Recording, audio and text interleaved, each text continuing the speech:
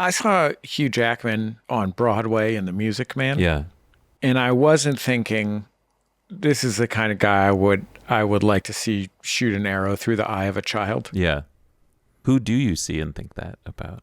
That's great. That's a great. I'd hate to say. What if they came on this show? Oh, no. Michael, welcome to Bullseye. I am so happy to have you on the show. Thank you so much. I'm honored to be here. Did you get the idea for this film because you were just hanging out reading the lyrics of 15th century songs or whatever? Yeah, it's just what I do to unwind, kind of. So, yeah, that's pretty much. No, mostly it came from loving the. Ooh, an S or an F. I don't know. Yeah.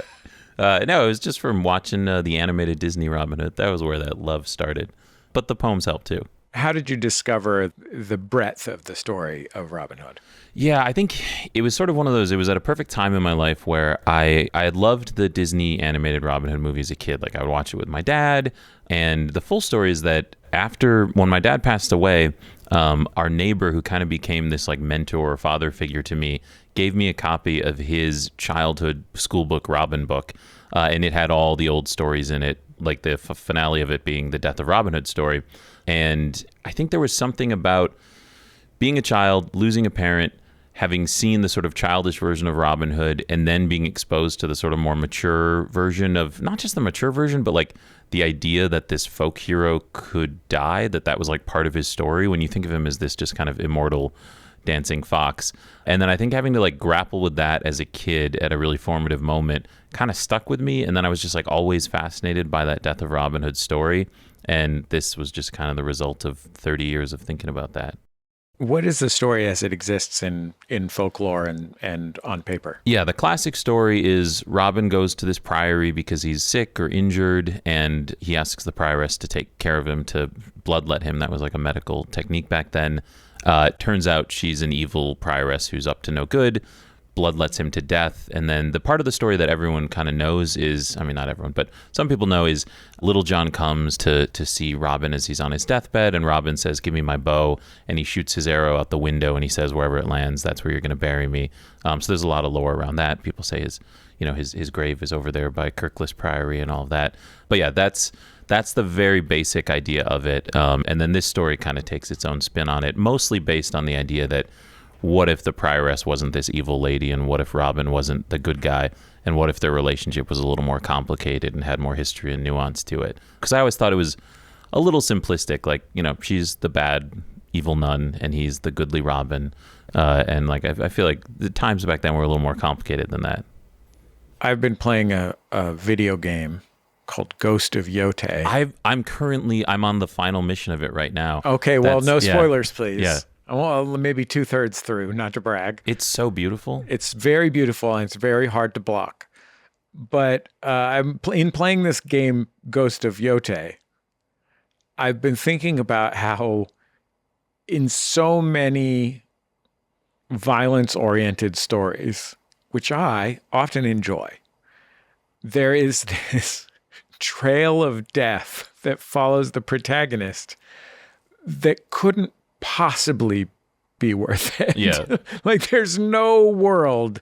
I just think like I'm supposed to be avenging the death of my parents in this video game, or my character, my guy is my lady. And I just killed 14 guys just who were standing on the side of the road.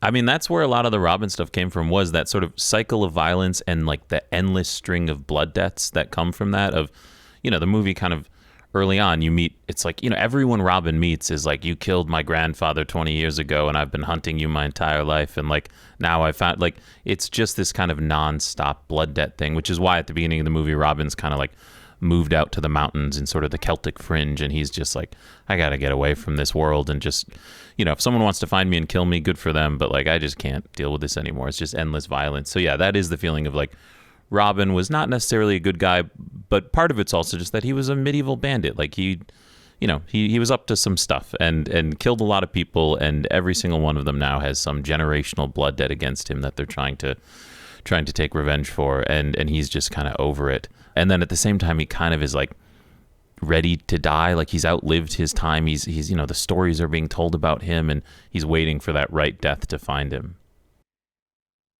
Did you not want to have the prancing and fun? I mean, I love the prancing and fun.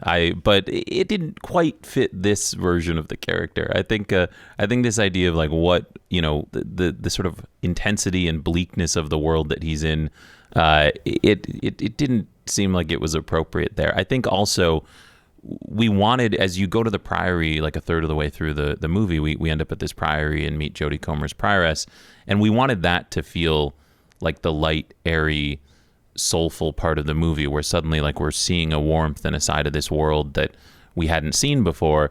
And I think to set that up, we needed to really drive home the violence and bleakness of the early part of the film and really believe in, oh man, like this is not a world for the faint of heart. So that when we get to this community, it's like, wow, there's a community where people take care of each other and take care of lepers and orphans and care for each other and show the importance of connection and care. And so like for that to sort of sell, we needed to really hit how upsetting the violence was early on. It's even in how we shot the action. It's like, it's not meant to be fun choreographed action. It's messy, climbing around in the mud. Like you watch it and it feels kind of unpleasant, and it should. How do you decide how unpleasant it can be? First, you just see how unpleasant you can make it, and then see if you're going too far. And we never really felt like we were going too far. It was usually like, we want to believe that these are just some old men trying so hard to kill each other. And I was listening to a series of lectures on medieval English history, and there was a great quote from the professor saying, people think of medieval battles as knights in shining armor riding around on horses, when most of the time it was peasants beating each other to death with shovels in the mud. And I was like, that's the version of this world that I want to capture. So we really figuring out how to like convey that. It's trickier than it seems, because these scenes still have to be choreographed. You have to figure out every single punch and every single move and how you're going to pull it off with practical effects, and if you need VFX to help with anything like a knife blade. And so you have to design these things, but to keep the sense of sloppiness and roughness. And these aren't like ninjas jumping around doing crazy tricks. These are just people like trying every little tool they have at their disposal to kill someone. So sort of peeling that away and figuring out how to get down to the basics was a huge part of the prep process. You shot the film primarily in Ireland, including Northern Ireland, right? Yes. Had you been there before? No. First time I went was this would be like 2 Septembers ago now, for the Scout, and that was the first time I went out there. We went out for 3 days, and we're just like, this is the perfect place to shoot this movie. And then I just moved out there and lived there for a year, almost a little over 11 months, because we prepped it there, shot it for 30 days, and then I lived out there for like another 6 months editing at this post facility called Yellow Moon, which is just east of Belfast in this charming little town weirdly called Hollywood. When you were spending time in Ireland, what were you looking at? I mean, all sorts of things, like the Scouts. So the film scene in Ireland, a lot of it was built around Game of Thrones. So like they have tons of epic locations. I mean, they shot Night of the Seven Kingdoms just recently out there.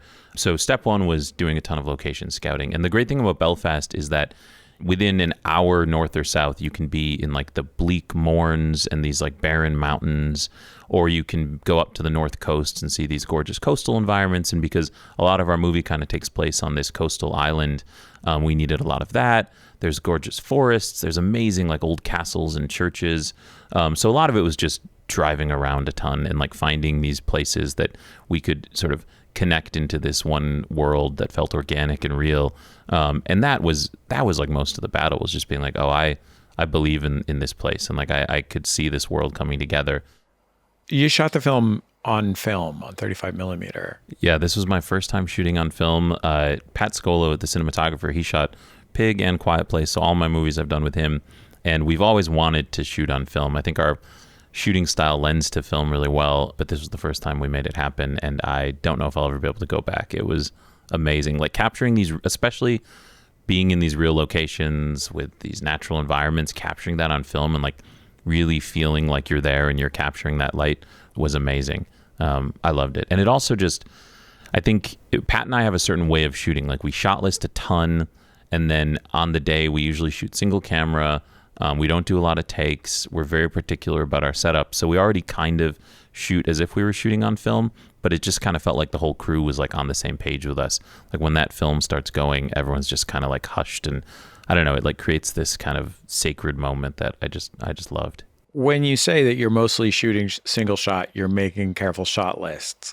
What you mean, correct me if I'm wrong, for people who aren't film people, is that you are, because of the limitations and expense of film, you are required to prioritize every moment that you put into the camera. Yeah, I mean, that's the reason for it with film. We had always done that with digital, just usually it was a time thing. It was that we want to know exactly what we're getting. We're not going to do what you would call coverage, which is, we're going to do a medium, a close-up, get all the angles that we could possibly need, and then figure it out in the edit. Like, that's not really how we have ever approached things. Like, we're like, okay, we know we're going to be using this shot for this. We don't need to get a close-up on this. We don't, like, we're very just, here is how we're going to construct the scene. Here's what we're going to come in on. Here's what we're going to leave on. When you get into the edit, you make discoveries and change things, but like, we don't just like kind of hose down coverage for the sake of it. And that just came from, Pig we shot in 20 days. Quiet Place was 40 days. Then this was 30 days. Like, we're kind of used to working on those are pretty tight schedules for movies of that size. So yeah, it was really a time issue. Then it just extends into the kind of cost issue of like, you don't want to just be burning film for the sake of it. When you shoot in a digital camera in 2026, the camera is pulling in so much information. Yeah. That you get an image that can be changed in really dramatic ways once it's inside the camera, like after it's inside the camera. Yeah. When you shoot on film, you can put it into a computer or put it through effects afterwards, but like in general, you're getting that information that's on the film. Yeah. In some ways it's a little more limited. I mean, for a while film had more dynamic range. Now digital's, it's crazy what it can get, but that didn't scare us because Pat is really precise about how he lights. Like, he's not someone who is like, okay, we'll figure this out in color and like we'll figure out how we're going to balance all this. He lights in a very painterly specific way. So he very much is like, we want the sensor to be picking up what I want it to look like. So already we were kind of ahead on that. And, he wants to like capture this. He doesn't want to capture and then have to work it and all that. Like, so that was exciting to us. It was like, no, what you see is what you get. And of course you still go through and tweak colors and like, make things pop in certain ways. But like, that wasn't scary to us, the kind of being a little more locked into that. And also that's part of the fun is like, there's certain imperfections or certain, you have to know that like you're kind of taking some risks and you're going to make some decisions that are going to get baked in. But that's kind of fun. You're a guy who's still in his 30s. Yeah. Why do you think you've made films that are so much about regret and... Yeah, death. A lot of death.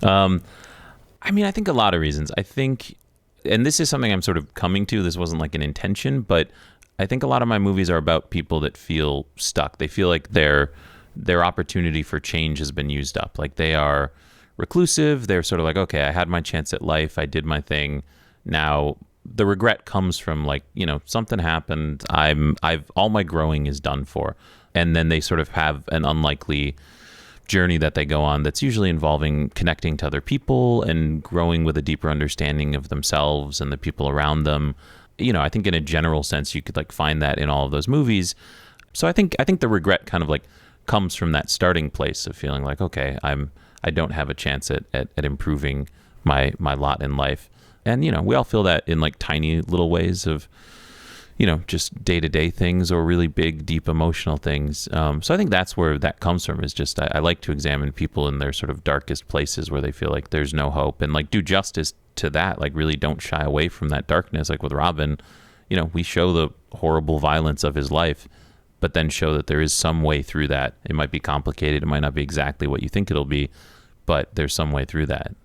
I mean, I think also when you're a creative person of any kind, also a not creative person, the process of becoming an adult and growing older is a process of acceptance of possibility floating away. It might be being replaced by accomplishment even, or skill growth, or nurturing other lives through parenthood. Yeah. There's all these other things, right? But as the sands of time drift through your fingers, you're also losing the possibilities of the future. Yeah, I mean, I also just think about death a lot too. Like that, I gave the optimistic answer, but yeah, I mean, we're all constantly aware of sort of the trade-offs we make as we get older and as it feels like everything's falling apart a little bit. And it doesn't help when I'm definitely feeling that. My knees will tell you that I'm feeling that as an ancient man in my late 30s. How old were you when your father died? I was 9. He died in a car accident when I was 9 on the way back from a camping trip. He was a very outdoorsy guy, which I think also had to do with our love of Robin Hood a little bit. How did you see the rest of your family processing that? That was a big inspiration for Pig, actually, was I think you sort of understand that at different phases of your life. Like, the initial thing, there's all these figuring out what life means and how you're going to deal with being, from my mom's perspective, a single parent and all of that. There's so many things to go through. I think for me, the biggest thing at that age was it felt like life was a little bit of a dream. It put me in a little bit of like a third person perspective on my own life for like a long time. And I don't think that ever like 100% wore off. I think I just sort of integrated that into how I interacted with the world, which was, already as sort of like an anxious, inward kind of kid. I think that definitely kind of built my mindset for better or worse. I think the for better side was, I think it helped me with my storytelling. It helped me like trying to sort of understand the rules of a world that felt very strange to me. It helped me in when I'm crafting worlds like that and crafting the rules of my narrative worlds.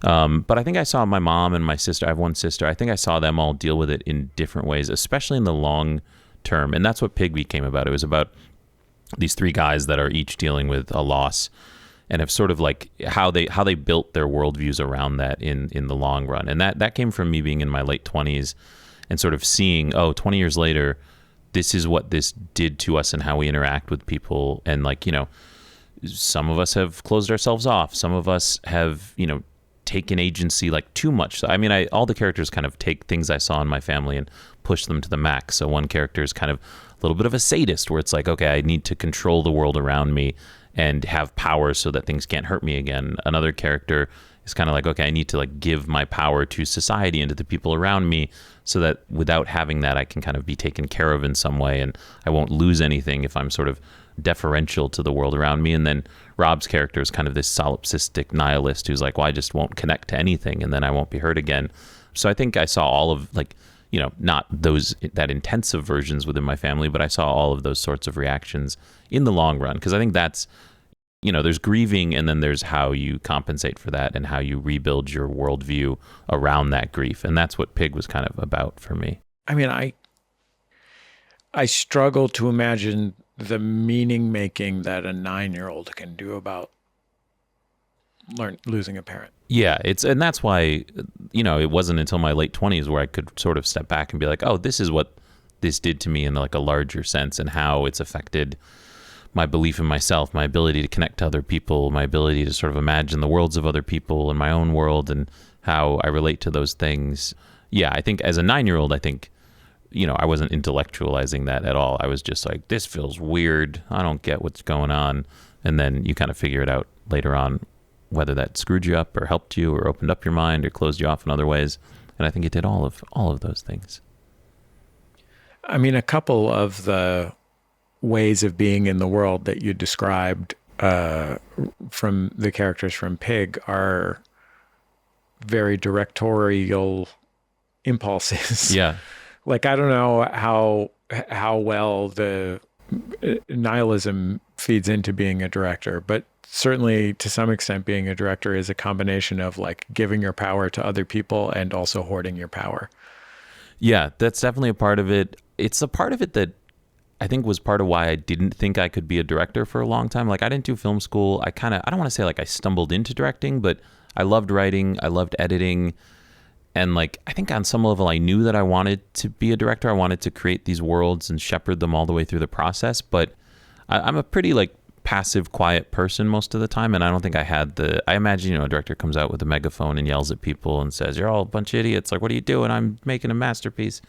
So I had that distorted sort of idea of what being a director had to be like. And that's been one of the best discoveries of my career was like, oh no, you can be like kind of quiet and thoughtful and like calm and generally nice. And like, I'm not perfect, but like, you don't have to be some super alpha yelly person to be a director. But that took me like a while to kind of believe that like I could lead a set and that I could have that I don't want to sound like overly self-effacing, but also like, I'm a kind of beta type dude who just is sort of like, I'm just going to be quiet in the corner and just like whatever. And I don't think there's anything wrong with that, but I just didn't think that was what a director needed to be. But you can sort of be anything you want. When you're looking down the barrel of a camera at Nicolas Cage, what do you learn about movie stars? I mean, everyone is different. I think with Nick, what I learned was, one, just what a professional he is. Like, he came so prepared. We rarely did more than 2 takes. Like, he knew exactly what he wanted to do with that character. He understood it so deeply. And just like watching a pro work, I remember one of the coolest things I would watch him do was when we were blocking the scene, he would step into a space, and I'd never seen an actor who was like so familiar with the filmmaking process that they would walk in, see where all the lights were, like feel the light on his face, and he would sort of be like, oh yeah, this is how I'm going to turn my head to like perfectly capture that. And then for this moment, like you would see him kind of like quietly like dance through the scene and just like taking into account where the camera was going to be, where the lights were going to be. And you knew that it just like was all sort of second nature to him, but like you could see that process happen. I was so lucky to get to see that so early on, because that's something that only comes after, a career of, it's almost 50 years now that he's been making movies. Like, that was incredible to see. As a guy who was making a movie that required great economy and professionalism and care going in just to get it over the hump on budget, what surprised you about watching him work and change the way that you thought about the movie? I think one of the kindest things that I saw from him was that he took me very seriously. Like, I think it helped that I was the writer and director. And so, he knew like he liked the script and it spoke to him. And so, that came from me in some way. And like that created this kind of connection and respect. But like, he treated me as a first-time director with a ton of respect and professionalism. Like, someone would ask him to turn his head for whatever, just so they could see something better. And he would always be like, well, is that what the director wants? And that sort of, I think that comes from just being on so many sets where there is this sort of, for a reason, there's like a hierarchical system. Like, a lot of it's sort of very militant in some way. Like, there are so many people that need to be organized that there is this kind of, you need to have this hierarchy to keep things running remotely smoothly. But like, he treated me with such respect and seriousness, and that really trickled down to everyone else on set, where easily they could have been like, who's this kid making his first movie? Like, what the heck is this? But they saw how Nick treated me and mirrored that behavior in a beautiful way. Having people around you that create just a positive experience is so meaningful. And yeah, I first saw that with Nick. Let's talk about Hugh Jackman for a minute. I saw Hugh Jackman on Broadway in The Music Man. Yeah. And I wasn't thinking, this is the kind of guy I would like to see shoot an arrow through the eye of a child. Yeah. Who do you see and think that about? That's great. That's a great, I'd hate to say, what if they came on this show? Oh, no. But it was an ingratiating performance. Yeah. It was a performance of charm. And it was very vividly a guy who takes a note to remember everyone's name and passes out scratcher tickets to everyone once a week on set. He's obviously been, he was Wolverine in Logan as well, which is a pretty brutal movie with a lot of, in this case, super claws being driven through people's eyeballs. But what led you to think that this was a guy who you would want to watch for 2 hours wrestle with his legacy of death? Yeah, there were a few things. One, I just always been a fan, and like, he has an incredible range. Yeah, from everything from Wolverine to, The Greatest Showman, but also like, I knew he could do the aggressive, broken, angry side of this character. Like, I knew he could handle that grittiness. And then it was really in sitting down with him and seeing how attentive and sharp and kind he is.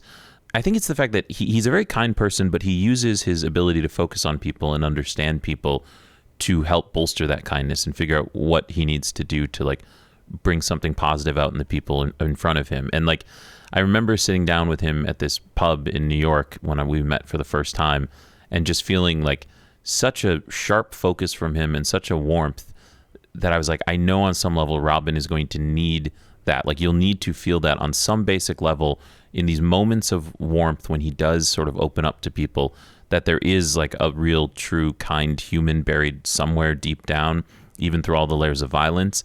And also, I knew that Robin needed to feel very keen and very sharp. Like, he's an observer of people. He's a reader of lies because he's a teller of lies. And that's where his relationship with Jodie's character, the prioress, kind of comes from, is that they're these two people that they're storytellers, and they sort of are liars, and they're both kind of hiding certain things, but they're very sharp at like seeing that in other people. And so they kind of like identify each other in some way early on.